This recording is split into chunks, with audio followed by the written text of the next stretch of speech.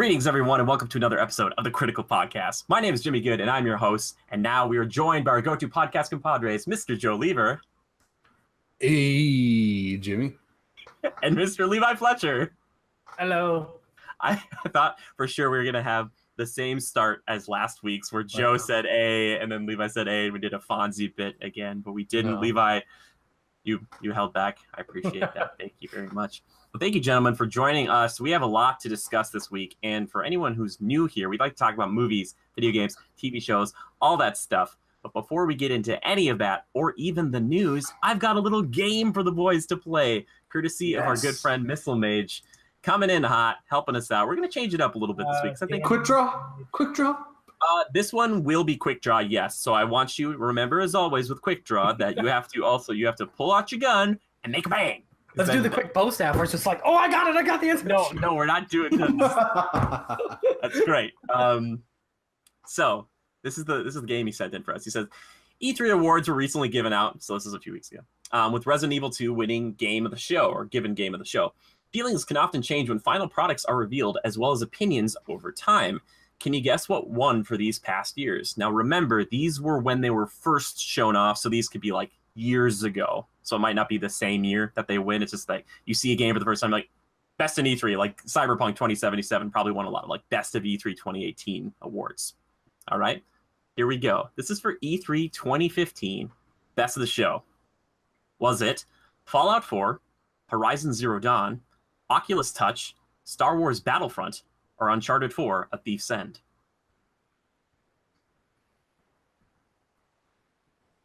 One more time through the list. The list is Fallout 4, Horizon Zero Dawn, Oculus Touch, Star Wars Battlefront, or Uncharted, A Thief's End. Uncharted 4. Was it Battlefront? I'm sorry, I didn't hear a bang. Bang. Was it Battlefront? That's incorrect. Shit. Joe? Gotta be Horizon. 15. I feel like Horizon Zero Dawn was 16. Now remember, this is the year that they like show them, and they did, I think, show Horizon maybe that year, like the first concept, like the first like footage stuff of it, but it was a while. Oh, okay, so they all were from that year. You're not throwing a outlier. The first year they premiered, like they first showed it, so they could still like 2 or 3 years, before they actually come out. So like I think Horizon came out 2017, for example. It's supposed to be a quick game. Does he get like a countdown timer? Yeah, so is it my turn? Yeah. Uncharted. Incorrect. Well, I'm just gonna. That's Horizon Zero Dawn. That's incorrect. Guy, Oculus Rift? Nope. What? Actually, the winner was Fallout 4. I didn't hear a lot of bangs, boys. Really? We're gonna want to put those pistols. We loaded them. You might as well use them. Next one, E3 2014, best of show. Alien Isolation, Batman: Arkham Knight, Evolve, Middle Earth: Shadow of Mordor, No Man's Sky, or Tom Clancy's Rainbow Six Siege. Bang. Evolve. Correct. Isn't it nuts? That year, the hype, like, the hype was real. I remember People were so hyped about that. They're like, oh my gosh, Levi. I remember reading that Game Informer, I think, magazine, where you used to live like 2 or 3 places ago, and I was like, oh my god. Yeah. 2 or 3 places ago. Yeah. All right. Joe, I thought you'd get a kick out of that. Evolve, man. When people were stoked. There's like Goliath. It was all like I forget that game was for Xbox One. Yeah, I want that statue. You could probably get it for like $5. They pay you to take it. Sad. It was good. E3 2013 best of show. Destiny, Tearaway, Titanfall, Watch Dogs, Battlefield 4. Bang. Titanfall. That is also correct. Very good. Yeah. That's very. I am very familiar with the hype trains. Yes. Dude. I'm surprised Titanfall was on there, huh? Yep. Yeah. Because it was a console release title. And I know that I think there was a lot of hype around it because it was like the guys are like the people who used to make Call of Duty, like, branched out from Infinity Ward and made the Modern Warfare stuff. And it was like, they're making a new game. And it was like, that's really cool. All right, we've got 2 more, Joe, so you could tie it up, potentially. Just be fast on that, and you got to grab that gun. E3 2011 best of show. Batman: Arkham City, BioShock Infinite, The Elder Scrolls V Skyrim, Tomb Raider, Uncharted 3, Drake's Deception. Bang. Skyrim. That is incorrect. What? Joe, would you like to take a shot? Wow. What was the first one you read off? Batman Arkham City. Bang. Batman Arkham City. That is also incorrect. Damn. Let's go through the list again. The ones that we still have left are BioShock Infinite, Tomb Raider, and Uncharted 3 Drake's Deception. Bang, BioShock? That is correct, Levi. Wow. BioShock Infinite. Look at that. That's a fun game. I like that game. All right. And you know what? Just to make it fun, we're going to make this last one worth 5 points. Joe's like, this just proves I'm not a nerd like you guys. No. E3 2009 Best of Show. Was it Mass Effect 2, Bayonetta, God of War 3, Splinter Cell Conviction, or Uncharted 2 Among Thieves? Bang, Uncharted 2. That is correct. Very good. Very good. Joe's like, I mean, it's a lucky guess for me at this point. Sure. It would have been the same for me too, because how many people do you know if you would say, hey, Evolve won like a best of show, like the best of show awards or whatever? That was the only one where I was like, yeah, because I mean, I remember it was quite the deal there, and they had quite the display too. But. Yeah. Oh man, I remember they were like, this is like the evolution of esports. It's like 4 against 1. And honestly, if it would have taken off more, it would have been interesting to see it reach like an Overwatch level. Not that it ever would have, but to see, like, I was watching some of the Overwatch like championship league stuff this past weekend, and the amount of just like budget production they put into that would be so cool for something like Evolve. It would have been like, oh, it's so neat, but just never got there. Unfortunately. All right, boys. Well, there you go. Levi, you're the winner, and for winning, you get self-respect. Look at that. Congratulations. Levi has disconnected from the podcast. You can't disconnect. Corporate will find you. Very good, Joe. Joe, just look at that. He's a hero in defeat. He's still a good guy. Anyway, and sports, yes, more likely than that. Very good. All right, guys, let's get into some of that sweet news. Because guess what, boys? We've got some really good news. It sounds like Disney is gonna get Fox. Woo! We did it. Oh yeah. Okay.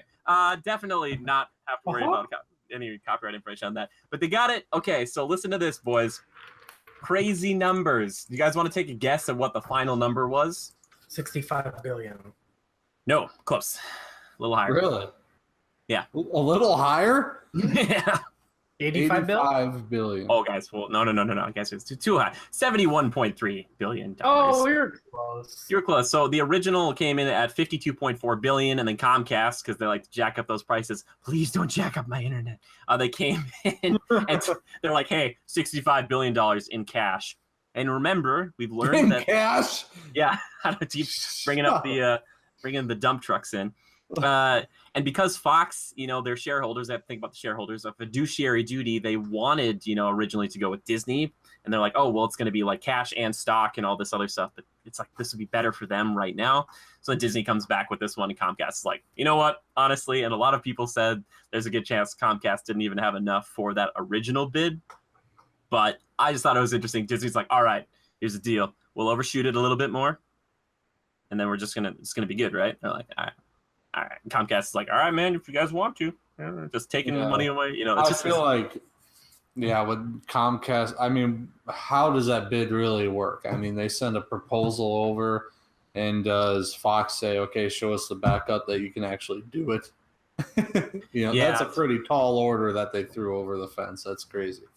Yeah, it is pretty nuts, but it's pretty cool. And it's like, okay, Jimmy, why do you care about this so much? There's like a lot of other stuff like to be concerned about with like the sports and like the Sky Media Network and Hulu. I don't care, because when this guy gets to be in the same movie as like this guy, that's what I care about. Like, get Wolverine in there, man. Pointing, man. What? Wolverine? Pointing, very accurate. Oh, thank you so much. Thank you. But are we really gonna be happy with the John Krasinski Wolverine? Is that a thing? Do we? No, but I'm just. Oh no, they won't. I don't think John Krasinski is legit. He would be a good, probably like hero, but Well, fun fact, he actually did try out, I believe, for Captain America and was pretty He close to did. getting it. Yeah, Mhm. which I think he could have pulled off, even though I do really. Chris Evans, I think, really has like that look, like really, like his John Krasinski is so much more like a kind of like a boy next door kind of thing. You know, that's not. Am I thinking of the wrong guy? Who's John Krasinski? He's Jim from The Office. He's also in Quiet Place. Oh, yeah. Plus, he's kind of like a big dude, and like I love Cap, and I think he should be like kind of like a big guy, but he shouldn't be like the tallest guy on the team. John Probably Krasinski seems a little lankier. he is a bit lankier, but he's gotten buff lately. Yeah. He's gotten buff. Anyway, that's exciting. Plus the fact that like they would get TV stuff, and then like Alien and Predator will be theirs, and like if they die, I swear to God, Disney, I'll never forgive you. no, Disney's gonna take this, man. They're gonna take this and like Deadpool, and they're gonna make like their kind of R-rated movie stuff because they've done this in the past where they've had like Touchstone, and they're like, oh, we kind of have like our adult stuff over here, and the Disney name is attached to it, but it isn't like the forefront. So I wouldn't be surprised to see that sort of thing, Joe. So it's like, which is crazy. Also, they get like Avatar, which is big for them because they just put that huge world over in Animal Kingdom. So it's like they're going to get probably 4 potential sequels out of that, which is freaking nuts. Which I don't know if that was in the writing before or whatever. They're just like, think that'll do when Avatar starts coming out again. The movies or the land? The movies.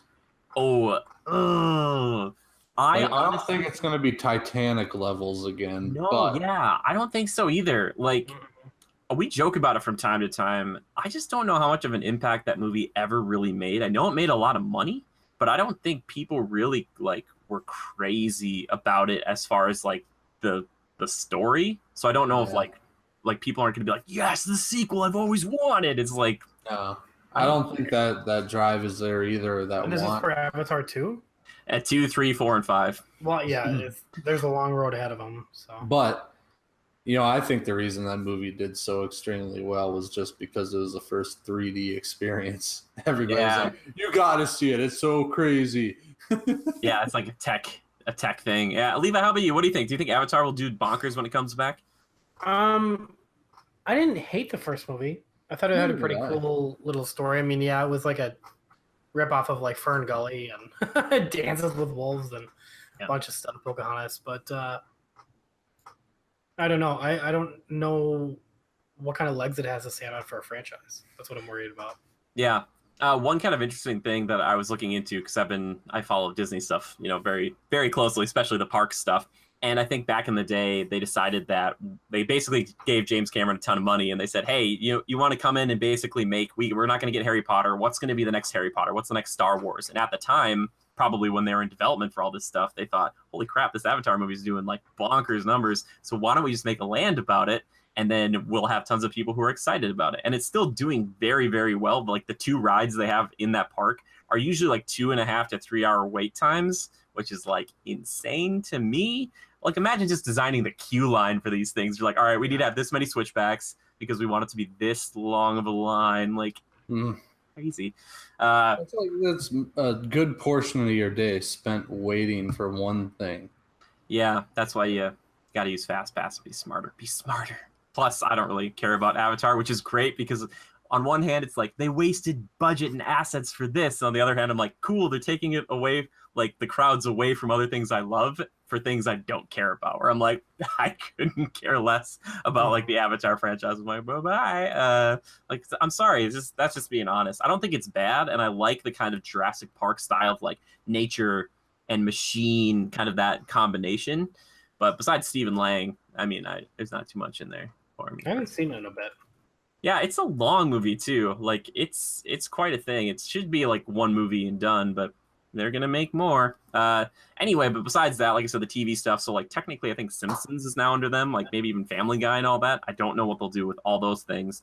But Fox has done really well in the TV space, so I wouldn't be surprised to see them take that and manufacture something different with it. It's crazy. Family Guy is probably just and The Simpsons. Those 2 alone are probably just a giant piggy bank. Oh, for sure. Yeah, because you just keep them going. People are like, why do they keep making them? It's like, well, because people keep watching them. You're like, even the reruns, everybody's just, I'll watch it. Yeah, exactly. Simpsons been around for like 30 plus years now or so, and it's just like, why has it never gone off the air? It's like because it gets consistently good numbers, and they know what they're doing, and the people who make the show are like do it like clockwork now. They just come in, all the voice actors know each other. They just like do the lines, get out, and just Yeah, and it's easy comedy. oh yeah, for sure, for sure. Yeah. So it's interesting to see what's going to go down with that, and then eventually probably theme park rights. Bless you. I know it's Gesundheit. Okay, I was like, oh, yeah, see, he's allergic. He's allergic to good news. This is great news. But yeah, I don't know. Like, Levi, is there anything in this like that you are mostly excited about? You know, is it the X-Men stuff? Is it like the park stuff? Like, what is it for you? I like the X-Men stuff. Yeah, I'm always a big fan of X-Men. Yeah, maybe they'll get it right this time, huh? Oh, shots fired! It did it. Like maybe a timeline that makes sense. Huh? Who directed the first two? Was it Bryan Singer? The Bryan Singer, very good. Yeah. Yeah, I would like to see him come back to the project. Is he the same guy that's involved with Supernatural on the WB or CW? Is he? I feel like Bryan Singer's is one of the guys involved with that. He could be. I can look it up. I know he was involved. He like directed Superman Returns, and that's why he left doing the last X-Men, like X-Men 3, I should say. What's like Bryan Singer Supernatural? His name popped up.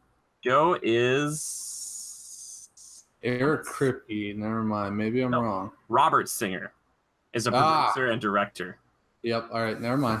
His good baby brother Robert. That's definitely it. No, I'm just kidding. I don't think they're related. Maybe they are. Who knows? Anyway, the X-Men stuff, Joe. That's a really fantastic point. It'd be nice to see those guys in the timeline that actually does make sense and isn't very confusing, and would be great to see them all together. That's the hope. And just too dang bad that Mr. Tom Hardy is just going to be Venom. He could have been the Wolverine. Oh well. Makes no sense, but whatever. I don't know. They'll recast everybody regardless. So it's like, I wonder if Hugh Jackman has jokingly, he's like, I'll just do it one more time. I'm like, Hugh, if you do this, you sign out of like 30 movies, right? He'd be like, that's okay. He'd be like 80. I don't age. I want to see him and Tom Cruise just be like, who can stay the healthiest, the fittest, the longest? And they're like two 90-year-old men who are just like jacked out of their minds. They're just like, yeah. I'm most excited for what they'll do with Venom. You know, that we've got this first installment, right? Yeah. Wait, hold on. Is Venom Sony right now? Technically, yes. So I mean, I can't MCU it, but like the hope is one day that Disney, or that they just kind of not revert rights, but Disney just like comes up to them with money too, and it's like, hey, can we just buy Spider-Man? Like, how much do you think Spider-Man is worth? Like, look at all of Fox, and that was like 70, some odd billion. But then Spidey itself, just like one property, is that like 5 billion, 10 billion? How good did Homecoming do? Pretty well. I mean, it did pretty well. And that was moderately successful. Yeah. Everything you made on Homecoming, spend it now, and you'll make it again. Oh, I just like they would need to probably do more than that, because Spider-Man is like, he still sells like there's a bunch of like he's like a really good Halloween thing. It's like the IP itself and all the characters that come with it. So we're saying what was it? 70.3 billion. It was 71.3 billion, I believe. So what are we saying, that Spidey's worth billions with a B? I would say probably. Just because, because you buy him forever. That's the trick. That's true. And with all the merchandise and marketing you can do with a character like that, it's probably worth it. Because one movie makes almost $1 billion, right? So you got to think, and I don't know that I would jump up to 8 digits, but maybe in the range of 1 to 10 billion.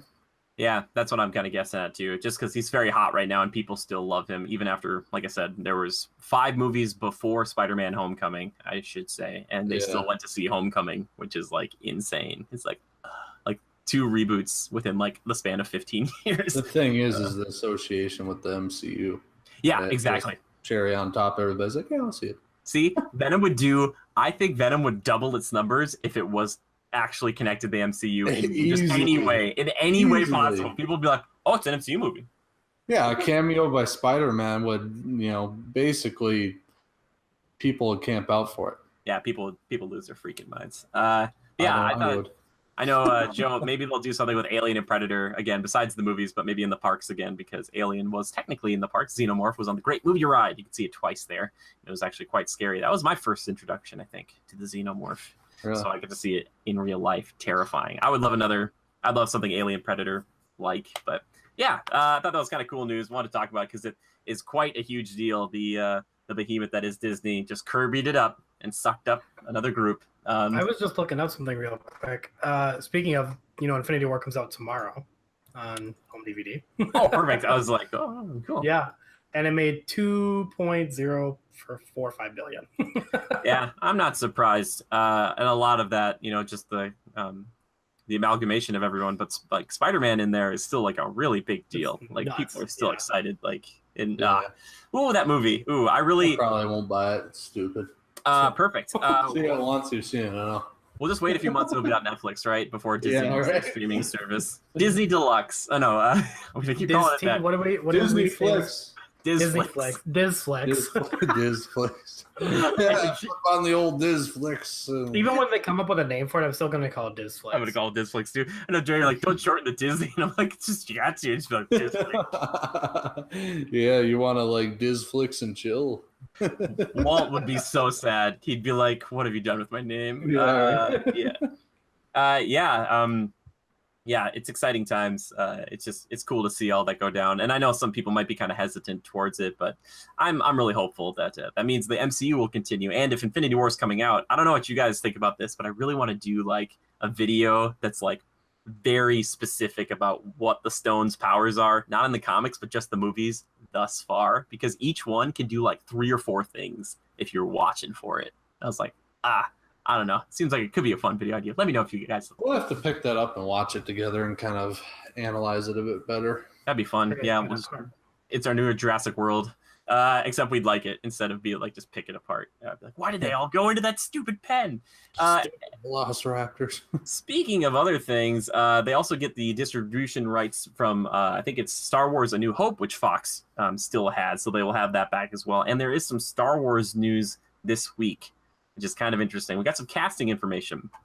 So it sounds like Billy D. Williams is coming back as Lando Calrissian for Episode 9, but also, and as someone may or may not have predicted, this guy right here, Mark Hamill as Luke Skywalker, and Carrie Fisher as Leia, as General Leia Organa. How the heck are they going to do that? Well, J.J. Abrams apparently has some unutilized footage from The Force Awakens, Episode 7, that they are going to use to put her in the movie. So I'm guessing they based some of the plot around whatever the heck they shot back then, because you can't, you have to, right?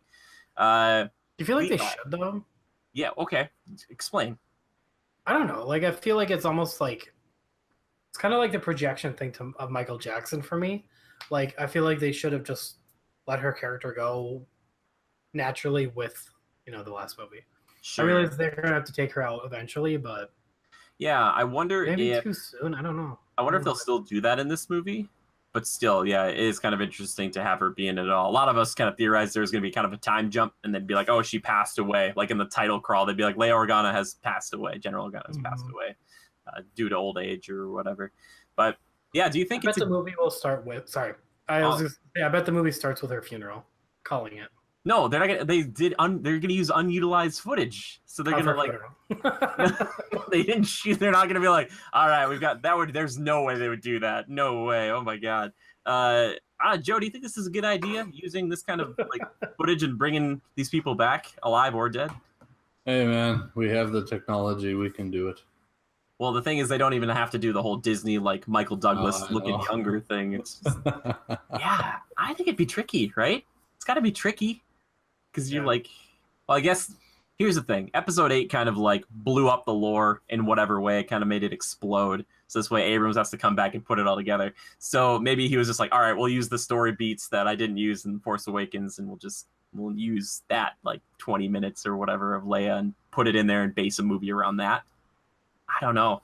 I just think it would be really tough. I do not envy that man's job. But I thought it was fascinating. I could see why Billy D. Williams is back and why Mark Hamill are back, because people love those, characters, and they want to see them, and I'm not surprised. Levi, you don't seem surprised at all. You don't seem like you're just kind of like, eh.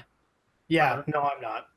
You're not. Nothing. No, because this whole like marketing and everything for this trilogy has been like nostalgia and Do you think it's damage control? Damage control? I don't think it's damage control. I just think it's. I mean, because I don't know how many people care about Billy, coming back for Lando, but I think a lot of people do, actually. Really? Yeah. See, Yeah. I never was a big fan, so I don't know. Yeah. It's like Harrison Ford coming back for Han Solo. I don't really care. Oh, see, a lot of people I'm sure are like, no, Levi, why? But I see, like, if you're like a really diehard Star Wars fan, they kind of carry those movies for me, those older characters, personally. But how often do you really see Lando? You don't see Lando a ton, honestly. Well, it's kind of like Boba Fett. Well, he's kind of a bigger deal, in Empire, and then he's not as maybe big. He does some stuff for sure in Return of the Jedi. I don't know, but he's kind of a main player eventually. So sure. I just think it's Disney's way to be like, come back to the theaters, please. We're sorry we offended you. Like, that's all this feels like to me. I just feel like it's like, please. Yeah. Come back. Yeah, I just thought it was really interesting. I don't know if we'll start seeing more and more of that sort of thing. Not even with the whole, like, we shot some scenes with someone who's passed away and we're going to use those scenes, but more and more of we have the technology to digitally put someone into a film now, and we bought their likeness rights, and we're just going to put them in and have them say and do whatever we want. I just feel like it'd be very, like, a tenuous line to walk upon. You know what I mean? Mm-hmm. So... Joe, I know you're so stoked for Star Wars Episode 9. He can't wait to watch the Wars of the Stars once again. I understand its importance to a lot of people. But Jimmy, you sent me the link to check out the information, and I didn't even bother clicking on it. Thank you. That's kind of like most of the links I send him, honestly. Oh, damn. It's mostly just my reviews. Nonsense. I wake up and it's the first thing I look at is Jimmy's reviews. Oh, right beside my face, which should be your wallpaper. Anyway. Jurassic World and Mission Impossible. So whatever. Well, thank you. I appreciate that. Yeah, man. I wish I thought back to Levi. We saw Jurassic World: Fallen Kingdom together, but Joe, I wish I could have teleported you over just for old time's sake. But you would have stood up. You would have stood up at one point when we just walked out. Yeah, I probably would have. Bye. Yeah. Anyway, that is pretty much all the news I wanted to discuss this week. Now it's time to get into it. It's time to talk about a movie that I love and a franchise that I love, and just like a fine wine, it just gets better with age. Honestly, it's the truth. Like, this franchise is so good. Mission Impossible. Now, we talked about kind of the rest of the franchise last week, so you can go back and check that out if you want to. This week, we're going to talk about Mission Impossible Fallout, and all of us have seen it, but we're going to start with spoiler-free thoughts. Just like a little review for you guys. So if you're like listening in and you're like, I don't want to be spoiled, don't worry about it. This part will not be. But I'm going to flip the old spoiler switch here in a bit, and that's when the spoilers are on. So just look at the time codes, or skip towards the end if you don't want to. No, flip it out. Flip it now. Turns out it is possible. It is possible. Yeah, that'd be great. It isn't possible for me. Yeah. Anyway, so let's just dive right in. Joe, what do you think of this movie, huh? Mission Impossible, huh? Yeah, that's the one. Fallout. That's the one. Oh, I thought this one was Rogue Nation. Dang it. They're like the same. It's a continuation, right? It is a continuation. It's perfect. What do I think about it? I think it's the best movie I've seen since like Lord of the Rings. Yeah, I saw that. So for full transparency, we got a text, group message, and it was like Mission Impossible was maybe one of the best movies I've seen in many, many years. And there's tons of little fire emotes or whatever, like throughout the rest of it. It was, it was pretty 100 great. of them to be exact. Yeah. Yeah, you enjoyed it. So like, why did you like it? So what was it since Lord of the Rings that captured that magic for you? First of all, I like the maturity of it. Yeah. And it takes itself more seriously than, say, well, 007 I feel like has come a long way, but I feel like it takes itself more seriously. The casting is great, and then the just overall, especially after this is the 5th installment? This is the 6th. 6th, yeah. So especially after that many films together, the chemistry is just there. And then not only that, but it's very practical. The practical effects are excellent. Limited use of computers and the realism of a movie like this just they get you. It was excellent. It really was. I love the intensity, the pace of it. It was over 2 hours long, but the pace of it is like you're never looking around at the ceiling or yawning. I barely had time to take a drink. It was great. Yeah. So, intensity, casting, chemistry. Those are my things. Cool. Levi, how about you, man? I know I kind of just like forced you into Mission Impossible as a franchise recently, and you liked Ghost Protocol a lot. How about this? Yeah. How about Rogue Nation? No, and I'm glad you did. I was a little reluctant at first because, as I've talked about before, I thought this was like a meathead kind of jockey, kind of Fast and Furious fan base type thing. Which nothing against those films, I'll be honest. Like they're fun still, but I was blown away. I agree with Joe in some respects, just because as far as sequels go, I have not seen a sequel as good as this sequel in a long time, probably since Harry Potter. Oh wow. Yeah. Are we tossing an Avengers and Marvel out of the ring here? Well, it's there's a lot of good sequels out there. We did a whole show on it last week. Go check it out. But Ghost Protocol was great. It was a great introduction to the series. I haven't seen 1, 2, and 3 yet, so I need to go way back and do those. But Ghost Protocol was great. Rogue Nation, awesome. I wasn't horribly thrilled with like the kind of pace of Rogue Nation. It felt very like kind of spy-esque again, which is fine. But I felt myself being more like, meh at some points, and then this movie kicks in, is just like put it back in overdrive, and it's like, when do we stop? When can we pull this car over? Because it felt like it felt like a roller coaster, just like boom, boom, boom. Yeah. Shit, yeah. And Henry Cavill's hot as hell. Yeah, we finally got to see the mustache. Ditto. Mm-hmm. Too bad we didn't get to see him shirtless, but We can go watch Man of Steel. Man of Steel for that, yeah. Or Justice League. No, true. character. I don't remember what her name is. The female lead. Oh, Ilsa Faust or Rebecca Ferguson? Yes. Okay. So Rebecca Ferguson, I was not a huge fan of her in Rogue Nation. I feel like she did a much better job in this film, much more believable. I liked her a lot better in this film. Cast, awesome. The charisma was there. The pace was there. The action was on point. I mean, we got like 10 chase scenes, but they were all phenomenal chase scenes. We got a boat scene. We got an airplane scene. We got a motorcycle scene. We got a llama scene. We got like all these chase scenes, and it was great. It was absolutely great. Okay, so it sounds like you both would recommend this film to be seen in theater. Oh no, he's like no Theaters. IMAX, if they could do it right. Seriously. God, yes. I'd go see it again if they could actually like pull it off on IMAX. Yeah, that'd be great. Joe, you gonna say something about theaters? It's worth going to the theater for it, for sure. I mean, the Rotten Tomatoes score alone, it's rare you see one that's at like 97, 98 or whatever it's at. But I saw it on a Friday night this past weekend, and unfortunately in our little theater here, the 3D movies are always on a smaller screen in a smaller theater, which kind of bums me out. But it was the only time slot that worked for Haley's our plans, so we decided to see the 3D version. And in all honesty, and Jimmy, you prefer standard now because you don't want anything to interfere with the experience, that sort of thing.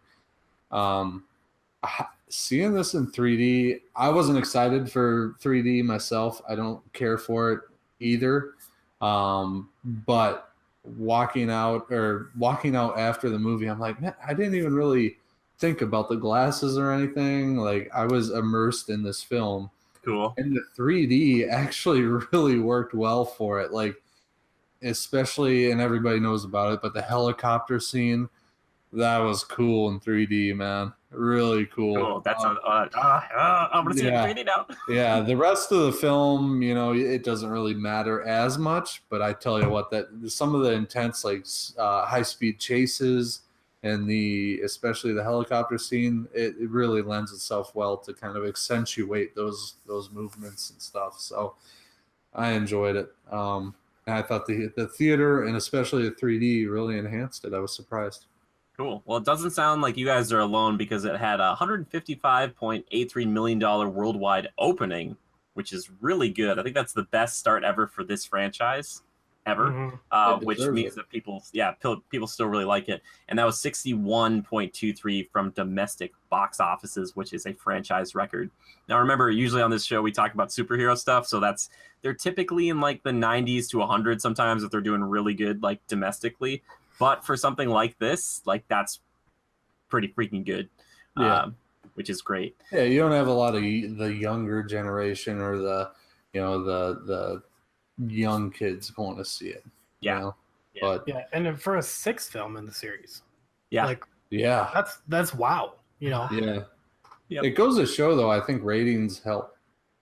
Well, just I think good movies, honestly, like because the ratings definitely for sure. Joe, I was checking out the it starts with a good movie, right?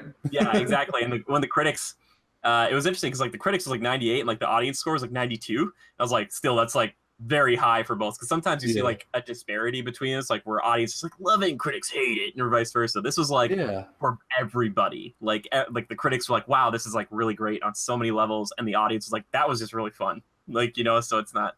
You have to like pick it apart. And and this is, that's another thing too.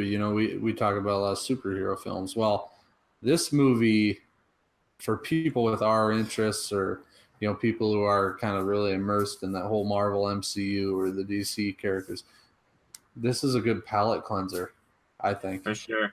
Sure. It's more is grounded the right word? I mean, it is. It's real life spy thriller type thing, action. I mean, it's a good palate cleanser, and kind of brings it back to real people doing legit stuff, superhuman stuff almost, The new Mission Impossible tagline: real people doing real stuff. You guys kind of covered all the stuff I want to talk about before we get into spoilers. I just want to say don't even need you, Jimmy. We got this. I know. Get me out of here. Like I said, I did a review, which is also spoiler review. So if you want to check out more of my thoughts like that, I just have to say 2 things. This is a cinema-defining franchise. This is one of those movies that you just like. If you are interested in it at all, this is like it was made to be seen in a movie theater, and that's just because that's how Tom Cruise has always done it. That's how these Mission Impossible guys have always done it, and the dedication that Tom has displayed in all these films is like, it's breathtaking. It is incredibly entertaining and is just jaw-dropping every single time. And this guy is so freaking dedicated and like watching all the behind the scenes stuff. And when you think there's something that wasn't real, like 9 times out of 10 or 99 times out of 100, it was. And that's how ridiculous it is. Because you're like sitting there, like Levi was in theaters, and he's like, that's really happening, isn't it? I'm like, I think it is. I was like, oh God, like it's really happening. So it's really, really fun to watch this guy put his life on the line multiple times and just be really entertaining as an actor as well. And like Joe said, the cast was wonderful. I think the additions of Henry Cavill and Angela Bassett from the CIA are also excellent. And it's really fun to have a continuation to Rogue Nation.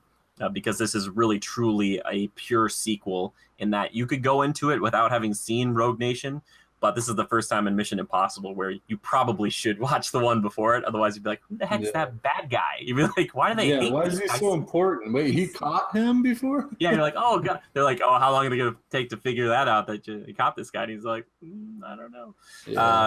But also... before we get into spoilers, Jimmy, sorry to interrupt. Which one was the one where they're doing wheelies on road bikes on that a would beach? Be that's Mission Impossible 2, and that's the one that's the least loved amongst many. I love that one a ton, but remember the director was John Woo. So if anyone's familiar with John Woo, you might know him from like Face Off and like is it Hard Boiled, but it's a lot of like dual pistols, jumping, shooting, like everyone's super powered basically, but no one says it.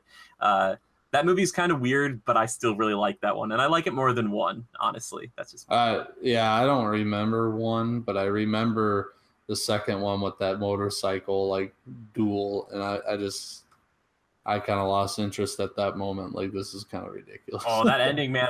It's so weird. There's a weird part where they both jump out the motorcycles, they hit each other, and for some odd reason they like hit like this, but then they kind of like go forward like onto the beach. But the beach fight is really good, and there's a moment where he almost gets a knife in the eye from the bad guy, and they actually had a knife like 1 inch away from Tom Cruise's face, and they actually had a cable attached to it, and the bad guy, like, he put all of his weight onto that, so it made it look legitimate. And I was like, Tom, you're nuts, and I love it so much. Unnecessary risk. And I don't know I don't know that guy's name, the bad guy, but he was supposed to play Wolverine, so that just goes to show probably should have picked that, because we could have had Hugh Jackman try to stab Tom Cruise, right? That's how that works. That would have been a great movie. You'd have been like, I'm gonna be more jacked than you. I would have loved it. Anyway, yeah, that's Mission Impossible 2. Anyway, you should definitely go see it in theaters. It's very, very good. It's hard for me to nitpick on this one, besides the fact that you might be confused if you hadn't seen the first one. Besides that, I don't know. It's hard. It's so difficult. Anyway, I think it's time to flip the old spoiler switch. Are we ready, boys? Ready. Okay, here we go. Big one.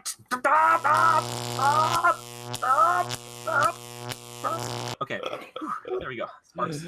There's something about that that's always a little hard to watch. I'm sorry. That's okay. I like it because you guys get to see the version without the special effects, and then if you see the one with the special effects, it's still pretty not weird. It's weird. It's just weird. Do you have like lightning noises and stuff and sparks? I've got sparks and stuff. Yeah. Nice. I sent it to Levi once. And there's like a little zzz noise that kind of goes off there. Check that one out, yeah. In the past, it didn't, so it was just you had to have an explosion, just like a. Yeah. But that's not then the spoiler. There's so many spoilers. Exploded. It died. Just say you should have done lockout tagout procedures, for safety. Yeah, sure. Okay, one thing I wanted to get right into this because I don't need to necessarily go in any specific order. The Halo jump. They do it kind of early on. Tom Cruise and Henry Cavill, their characters, they jump out of, I don't know if it's like a C-130 or whatever. I thought that scene was fake at first because I was like, it almost looked like it wasn't real. I did my research. They did this jump. Tom Cruise is the only celebrity to have ever done like a Halo jump on camera, I guess. And what Halo stands for is high altitude, low open, which means they jump out at about 25,000 feet, and then you open your parachute around 2,000 feet to get into countries, apparently without getting like picked up on any radar. That's how you get in. So in order to do this, Tom decided they all decided they're going to do 100 plus jumps to get it right. So they did this jump like 100 times. They did over like 100 jumps and doing this all the time so he could do it himself. And it's incredible because I watched James Corden. He went out with him. James, this talk show guy, he had to get strapped to another dude, and they went out and did it. And there's Tom by himself, like sitting back, just kind of smiling, giving the thumbs up. Like he's like, this is just another day at the office for me. And the guy just lands perfectly with his parachute. But when James lands with his other guy, they both just smash out of the ground. I was like, this guy, like, he's become like Ethan Hunt. Like they're the same person now. It's just like, he's like, so yep, awesome. Whatever it is, man, I'll do it. And it's just that commitment is insane to me because like I don't think Henry Cavill's jumping out of like he's not doing Halo jumps. He wasn't doing it, was he? It was a stunt double or something. Yeah, and they were so worried because in that sequence, Henry Cavill's character, whose name I can't, Walker, he gets like knocked out and he has to get saved by him. So there's a lot of moments where like Ethan has to grab him and they smash and then they kind of spin and stuff. So they were really worried about that because they were going to have Tom collide with someone else, and then there's all the camera people all around them filming this, the people who are also jumping out of this plane. It's like it's like so crazy and amazing. Yeah, and when you see him start to do that tumble, I've heard of sky jumps where you can't get out of that tumble. Yes, that's what they were worried about. Yeah, you can't fight that. That's also, I was watching that happen in the movie. I'm like, he might die. Yeah, and they did that at sunset in the movie. So they said they had to do it many times, like as many as those jumps, because they said they only had like one shot a day to get that right during the right lighting. And they didn't want to be like, oh, well, CGI'd in. They're like, we want to do this at sunset. Like, we're doing this like as it goes. And I was like, you guys how they did the storm. It was weird. The storm had to have been CG, right? Yeah, they didn't jump through a thunderstorm. They're like, just wait for a thunderstorm over Paris. And they're like, why? Yeah. Well, and it was weird too because the second they get through the clouds with the thunder, it's like nice sunset. Yeah, like a higher storm, I guess, which maybe is weird. But another thing, they had to make those masks specially made because it had to be functional, but it also had to like be a prop to show their faces. So that was kind of interesting, which Tom also wore in the little James Corden jumping. But like that right there, I'm like, you guys are nuts, and I freaking love it so much. It just is so cool. Levi, do you have a favorite stunt from this film that you were just like, I love it? A favorite stunt? Oh, I mean the ending. The whole fight scene with the mountain. Yeah, not that that's really a stunt, but he climbed up that mountain. And I mean, the helicopter falling. Like, I don't know how they did that, but that was crazy. Yep. I'm not exactly sure how they did that, Levi, but I know that he got his helicopter's license and he learned how to fly by himself. So all those shots of him alone in the helicopter are real. And he did like 2 of these crazy dives, which are like really like big no-nos if you're in the helicopter world. But he like learned how to do those dives to like avoid gunfire. And I was just like you're nuts, dude. He's just like, just strap it up. Let's go. Like, we're going. In helicopters, I've heard, I forget who it was, but something military I was watching on TV. They actually talk about helicopters are actually very fragile machines. Oh, I bet. Like, they're not robust or as robust as like a plane or even a jet. So the whole time I'm like, man, all the forces on that thing, not to mention G forces and stuff like that, I just can't imagine. And then the fact that his got a little beat up or deteriorated from gunfire from Cavill. I was having a hard time buying the whole, like, they kept showing his gauges overheating, a little bit of fire, smoke. I'm like, I just don't know if he'd really be still in the game here at this point. But I don't discredit it at all. It was still very legitimate and pretty awesome. I feel like, you know what? It probably was real because they probably had real like helicopter pilots out there, and they're like, all right, if we shot the helicopter, where could we hinder it but not like blow it up? And they're probably like, all right, you'd hit it like here and here, you'd probably get smoke and stuff from it. And they're probably like, all right, we'll add fire to it, you know, and it'll just make it crazier, but it would still be functional. Like, I feel like that's the level of detail they go into with these films and these stunts. It's like, which, by the way, one of my favorite moments in this, because Ethan isn't an action star, but he kind of wants to be sometimes. So at the very end of Ghost Protocol, when he hits the button to stop the nuclear device, he's like, mission accomplished, and it doesn't work or whatever, is the same moment like in this film where he's like, hold on to this for me, will you? And he's going to drop the payload to hit the other helicopter. And you're like, oh, this is going to be sick. And then it completely misses, and he's like, damn it. Yeah. Like, I had my shot. Like, I love it. The thing about that scene is that's the scene. I mean, you know, 2 nuclear bombs, counters going on both of them. If he doesn't get this, what's the word? What's detonator? Detonator, and pull the switch out of it. If he doesn't get it from Cavill in another helicopter, it's game over. So his team dies, millions of people die, et cetera, et cetera. So if he doesn't get that, it's over. How they do a really good job of keeping you on the edge of your seat. Like, if there was a moment to say the name of the movie in the movie, this was it. Yeah. Like, this seemed impossible. I was like, I don't know how he's going to get it. But the things he's doing, if you were, you know, the whole time I'm like, if I was in his shoes, like he's dangling off the side of a cliff, hanging onto a cable. Now he's rock climbing. Like, you know, these dire straits, if you were in that situation, would you be able to muster up the strength or ability to do that same thing, or, you know, mental capacity to like block out the fright for what's the fear the frightful nature of the situation. yeah, that's what I was going for, a little more technical. Gotcha. But would you be able to block that out and will yourself through probably the scariest moment of your life, dangling from a cliff, you know, hundreds of feet up? That they do a good job with really illustrating and making you relate to the dire straits of the situation. And the whole time I'm like, I mean, it's doable. I mean, any millisecond, he could be dead. Yeah. Over. But it's just, it's very legitimate. It's awesome. They don't do any cheesy motorcycle duels.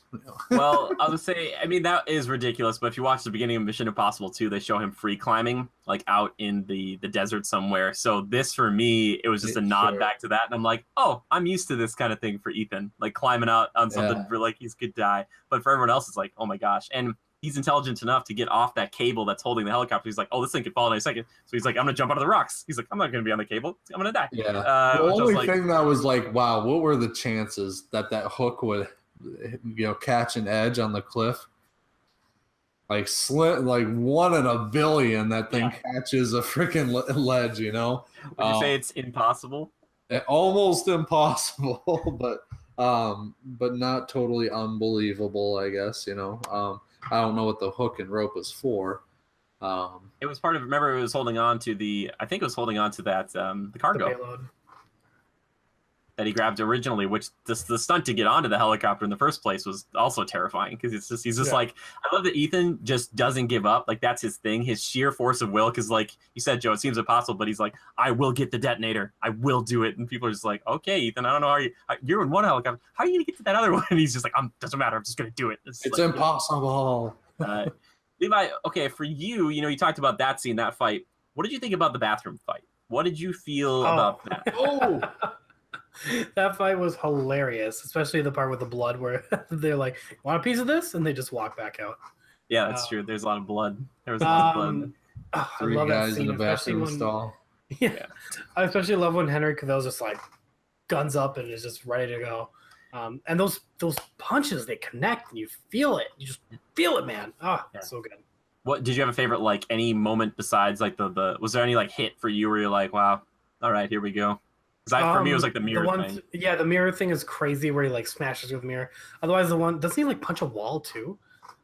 They smashes into a wall. Yeah, the bad guy takes out a pipe and then takes it and he's gonna like. There's a lot to that scene. I can't pinpoint one specific moment, but it was nuts. Yeah, Joe, you enjoyed that scene too. Yeah, I like the intensity of them both at the sink on either side of the guy. Well, yes, I love that. He's a good fighter. Holy crap. Yeah, the guy they were against. Yeah, but like that guy's like, why are these guys looking at me? Velociraptor tactics, man. They're just all like, like both coming for the sides. But the whole time they lead you into thinking like this is where they're going to show off Walker's abilities. Like why he's the CIA's #1 hammer, so to speak. And the trailer. They do a good job with the trailer of getting you amped for that moment because they kind of show it off for a second, then they show Cavill just like he takes his jacket off and he's just like, phew, phew. And the sound that they put in the trailer. Sorry to say, it's not in the movie, but not realistic. So they took it out. They're like, get it out. And I thought for sure the second he did that, like it was going to be game over. Like here's the KO, And he gets a couple good hits in that would most likely kill somebody. But then he gets his ass beat a little bit. But it was cool. And the destruction, I couldn't believe it. It was very raw and real. You know what I mean? It was believable. It wasn't over. It was done the right way. If it would have been Cavill just wham, done, then it would have been a little less, okay, cool. But this is like they really had to try, and then the whole surprise gunshot to the face. And there's Joe, you bring up a good point. There's actually some pretty major discrepancies between the actual film and the trailer itself. There's a spot there at the end of one where the helicopter is flying right into like a semi-truck holding logs or something. There's also another one of Ethan holding a rope above that rave, that nightclub scene that apparently got cut as well. Got cut. Yeah. It's like, but still, I didn't feel cheated. I wasn't like, cool, I get to see the part where he crashes the helicopter to the truck. Because it's like, did the trailer deleted scenes? Yeah. I'm curious how that would have been featured there, the whole semi and helicopter. He would have gone up and over it. It would have just been like a, like it was a perception thing or depth of field or whatever. In the trailer, it looks like, okay, there's no way you're getting out of that. Like it's too close, you're dead. Reminds me of X-Men First Class when they're doing the training with Magneto and Charles holds up like a gun to his face, and you're like, oh my god, is he gonna like execute him like on like his own mansion property? It's like, no, it's just a fun little training thing, you know? It's like, oh, it's just trailers can be slightly deceiving, but for this one, I think it's fine. I will say this though, I did look into some of this stuff. I looked up, I think his name is Christopher McQuarrie, the guy who directed this. I'll just double check that.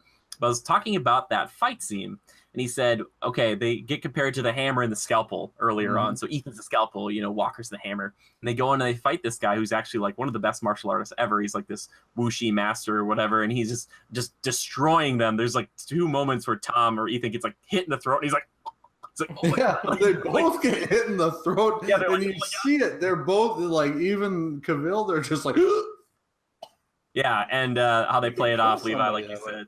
They kill him, and then it's like, oh, more people walk in. They're like, oh, it's a nosebleed, and they kind of play it off. But then he said, I wanted it to be this like white, clean bathroom that's very exposed, and like there's nowhere really to hide. Yeah. And then you go into that VIP room where both Walker and Hunt are walking around, and they take out like 2 or 3 guys like immediately. So he's like, I wanted to show that they were both like, you know, people, but then I wanted to show that they're both pretty strong, but that Hunt actually had a chance eventually when he fought Walker, that it wouldn't just be like a 5-second fight where he's like going to fight him and he just gets like and just out, and you're like, so, talking about those moments. So back to the bathroom scene, I actually thought it was a little bit of comic relief, but it was serious at the same time, and it was kind of cool. They were like, how are we going to do this? And Ethan Hunt starts fighting the guy, and then Walker just wham right in the face. Done. Oh, yeah. But he breaks the computer that makes the mask, right? Yeah, exactly, because they're going to take, and then he wakes up later, and But it sets it up for a cooler movie down the road. So I thought it was cool. The VIP scene, I just like the vibes from that, how he's kind of walking in and kind of eyeing the place, and the way he engages with the White Widow. Yes, I thought that was very cool. So I thought there was going to be something between them or something. There was going to be more to her than what you thought. Sure. But I thought that was something maybe they could have stepped up a few rungs on and utilized, but it made sense. So it kind of reminds me of stuff that like where you think something's going to happen and it doesn't. This is a question I have. I'll start with Levi on this, but what do you guys think of the whole? There's 2 scenarios in this film. One at the beginning with a wedding scene and a nuclear fallout, an explosion, and then also another one where Ethan kind of plays out a hypothetical moment of how a job is going to go down. Levi, do you like the hypothetical scenes? It's like the first time we've ever gotten something quite like this in a Mission Impossible. Do you like the kind of like, oh, this could have happened, or it's just a dream? Well, they were so well done. I think that's the thing. Like, they were so well done that we were like, what is this happening? Yeah. I like them. Yeah. Did you like kind of Ethan like having to like break bad and have to like kill like a cop or whatever like in that moment? Yeah, that was a little like, holy crap, are we doing this? But yeah, it was a little much. I thought it was a good ploy to really like kind of, what's the word? Get the audience to go, oh my gosh, like, yeah, this could really be a bad deal. What's he gotten himself into? Mm-hmm. And then, of course, he puts together this big workaround with the team that you don't know about, so the whole time you're thinking, man, this is going to be bad. This is going to be real bad. And then it turns out to be the perfect plan, so to speak, Yeah, I like to think of it as like with the dream with his wife, I'm like, okay, that's kind of a nice like insight and window into what he might be like dreaming about when he sleeps, because we don't really know a lot about Ethan, like how he like truly internally thinks. Personal, and then when he's like doing that kind of hypothetical situation, I think we just saw maybe one of maybe like 100 potential scenarios that he just came up with, and he thought like, what's the worst one? He's like, one where I have to execute like a police officer, and like that scenario comes up, and then he chooses to, and I knew it was coming because I remember it from the trailer, because I love it because they played it with the music with the gunshots. It's like bum bum bum, like he shoots them. So I knew when those other guys showed up, I was like, he's going to kill all these guys in like 3 seconds and no one's going to stop him. And the cop's going to be like, what just happened? Because I love that, because he's like, I'm going to break I'm gonna break my like little thing here for a second, but I'm gonna kill everyone who would know that I'm not who I say I am, and I just love it so much. That's my boy. Also, Levi, question: did you think when that in the beginning when they get that guy and Wolf Blitzer's on the news, did you buy that? Because I was tricked. They had me there for a second. I was like, I was tricked, but I was like, okay, I didn't know that it was a room. Okay, I believed the set. What a good point to bring up. Yeah, I believed the set. I believed the news. I thought, okay, maybe the newscaster was fake. Something was off about it, but I couldn't pinpoint what because it was all being done so well. But I knew something in the back of my head was like, okay, something's not right. But I always think about like in these movies when they get a news person to be on there and they have to just read something off and they're not in it. But I think it's an even cooler step, and especially for that guy they're probably like, hey, do you want to like be in this movie for like a second and play yourself, but it's actually Simon Pegg who is you? I was like, Joe, did you enjoy that whole thing, or you kind of like pull it apart and then the whole set falls apart? I did. I mean, it's kind of, I don't want to say it's a cliche thing, but I mean, it was, I kind of caught on to that right away. Cool. Not that it was bad. I've seen a couple of videos on YouTube lately where they're like tricking their girlfriends into a catastrophe happening in the real world. They'll put like a fake emergency broadcast on the TV.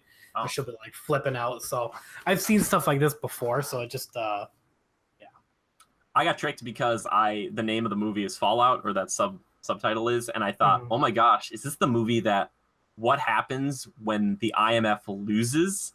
And from this bit where they kind of make Ethan look like he's going to beat this guy up, it makes this movie look like he's going full rogue. So that's why in the trailers it looks like, oh, is he going rogue? Like, is he like kind of a bad guy or something? But so that's why I was like, oh, maybe they did lose. And I was like, because they've blown up the Kremlin like in Ghost Protocol. So I was like, maybe this happened. I was like, holy shit! Like maybe he lost and like he's like, I will do whatever is necessary to find these people now. I don't even care anymore. And I was like, oh, this is cool. But they didn't. And I was like, okay, that's fine. That's fine. Which reminds me, Simon Pegg, Ving Rhames coming back. Are you guys a big fan of both their tech guys in the same movie working together? I don't give a fuck about your character. That's yes. Dude, I love Luther. I like Luther. Did you show Joe that video? I didn't see the video. I just saw I did see the video. So I don't know if Joe saw this. Alec Baldwin went on Jimmy Fallon, and so Alec Baldwin's character Hunley was the director of the CIA and then becomes like the leader of the IMF from the last movie, and he gets killed by Walker, and they're all talking about like this scene where he gets like mortally wounded, and they're all talking about this, and they're like, all right, hey Ving, like try to look like you're sad like everybody else, and that's when he says what Levi just said, and he's like, he's just like, I just don't care about you. Looks at Alec Baldwin and he's like, I don't give a fuck about your character, man. Sorry. He says it like multiple times. He's just like, he's from the hood. He's got like, he's been fucked up before. Like he's gotten stabbed and and plus he's like a newer character too. So it's hard for like Ving's been around since the first one. So it's like, oh, you're just some guy who's like a revolving door of people who come and go. Oh, you're saying in the movie he didn't acknowledge it very much? In like real life, like Ving, when they were shooting him, they were telling him how to they're like, hey Ving, like you gotta look sadder about this whole situation. He's like, I don't care. He's like, I like him though. I Alec Baldwin thought it was funny, so he wasn't hurt by it. Yeah. I like Ving Rhames a lot too. I've always loved Luther because he's like the dude in the van, the guy in the chair, and then when they introduced Simon Pegg, I was like, oh gosh, did they get like rid of Luther? And it's like, no, now they're both there and they both can be there, which is great. And it's cool to have two tech guys because then you can be like, hey, I need you to move this and cut this specific wire on this like thing that only like someone who would know that stuff would know how to do. And he's just like, oh yeah, I know what you're talking about. Well, I like how they're kind of like unassuming, they're even doing stuff like they're putting together traps like in Rogue Nation where they actually catch Lang, and then I also like like the boat scene where Ethan jumps into that through that manhole cover or slices the netting on it, falls through, and you're like, what the hell? Nuts! Oh my God. Right into the boat, and those two guys are driving it. I mean, it's legit. I love the way that they are always involved, and they don't always show you what happens prior to that moment, so you're just like, awesome, perfect. Well, I don't know. that little bit is like CG where he gets hit by the car or he hits the car, and I love it because like there's so many near misses with all the motorcycle stuff they do in this movie, which is super fast. Like Ilsa Faust is like going through on hers, like just speeding through this tunnel at one point, which is like just for walking or whatever. And you're like, this is really. She's like, it feels like they're going so fast, and you're like, oh, at any second they could die. And then finally he hits that, which I think is kind of CG, but like his original plan was probably get to that manhole thing or whatever, cut away through and not like have a broken leg. But he was just like, I'm working with it. It kind of like hobbles off. And he's like, ugh. Yeah, I mean, he didn't even have a helmet that could kill somebody for sure. Yeah, for sure. He got lucky, but yeah, obviously they had to CG that a little bit, but good minimal use of computers in this one. But the motorcycle, there's something about motorcycle scenes that just it's better than a car chase. It kind of amps it up. And the car chases in this are really well done as well, and fun. I feel like Rogue Nation was even more of a BMW commercial than this one. Oh, I like that BMW was in this in multiple facets, but it wasn't like too thrown in your face.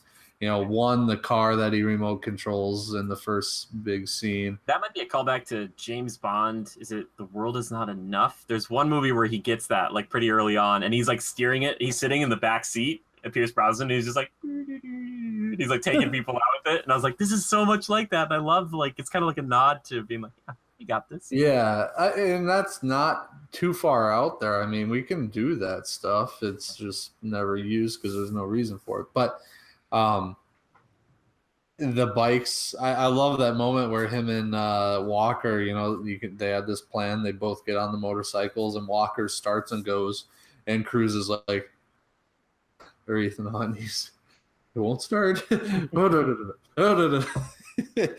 for a second there, you're like, wow, this might go a different direction. But I just think there's something about a good motorcycle scene that adds the intensity. And you had mentioned Elsa Faust, her kind of riding around trailing them. I don't know, there's just something that a good vibe and just looks badass about it. Her in the blacked out helmet just cruising around. And nothing will look the Rogue Nation chase where he's out there and he like legit did that stuff without pads or a helmet, and he's got like almost like a tropical looking shirt and like sunglasses, and he's just barreling with this crotch rocket down this highway after these people, just like dipping in and out of traffic and stuff. And it's like, dude, you're nuts. And I love it so much, your commitment. Oh man. Man, I don't know. It's like, this is such a good movie. Like, was there anything weak about it? Like the other characters, like I said, Angela Bassett is the CIA director. I thought she was great. I thought she was really. I was like, man, aren't you T'Challa's mom? And it's like she's just making the rounds. So the whole time Walker had a bunch of CIA agents in his back pocket? Maybe a few. Yeah, because he's like. He's like, oh, are you so sure? And he's like, go. And they all turn and shoot the other agents. Well, how long has he been working for the CIA, too, to like solidify that role? Yeah. A long enough time. He seemed higher up in the branches, too, to be able to... He was a direct contact to Lang and kind of talking like he was the guy. I bet he's been in it for many years, and then he was also the guy that was taking down the syndicate, and then basically that turned into the Apostles. And I don't know if that was all part of like their plan, is that he was just going to kill a few of them and bring them in to be like higher up on the CIA like kind of command list. Yeah. So maybe that's how it worked. Like those other guys weren't for him; they were just part of that group still.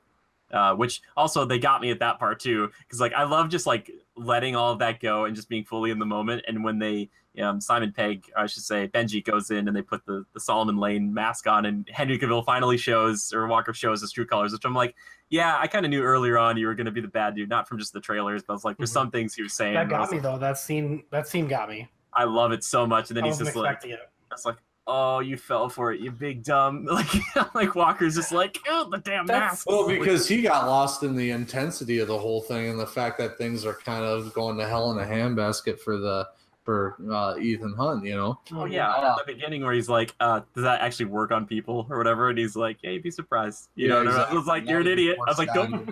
For sure. What was the deal with the phone handoff when he had that phone that he pulled off the dead body and gave to his handler?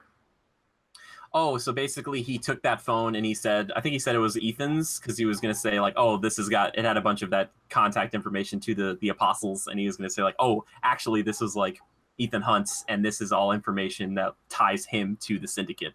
Yeah, but he was saying we pulled it off the dead body in the bathroom. That's what he said. Oh, yeah. Oh, sorry. One because the dead body in the bathroom had a cracked up phone, right? This was fresh. Yeah, he was going to say that he was Lark or whatever that code name was, that Walker's real name was, because he was going to say, actually, Ethan Hunt has been Lark all along. And it was funny because you're like, oh, maybe his team would think that, like maybe Alec Baldwin, like Hunley would, but you knew that like Benji and Luther would be like, yeah, no. Like, they'd be like, how is he doing? How would he have time to do this? Yeah, which I thought, I was like, well, this is kind of fun. There's a little spy game stuff. So, Levi, I know you said you're not as big a fan of that kind of thing, but I think it was less in this one, but they still had a little bit.